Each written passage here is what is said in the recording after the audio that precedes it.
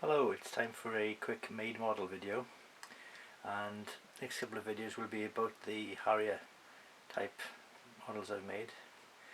This is an old Airfix, Matchbox kit, of the AV-8A, the US Marines usage of the Harrier Mk1, and this is what it looks like when I made it. It's your standard kit of the day.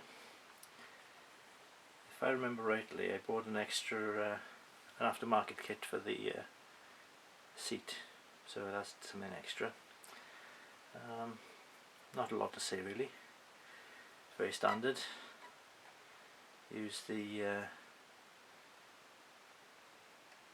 instructions on the box, in the box. I painted the black in the rocket pods first, so to give an idea of the tubes. Painted over there with a bit of grey and silver.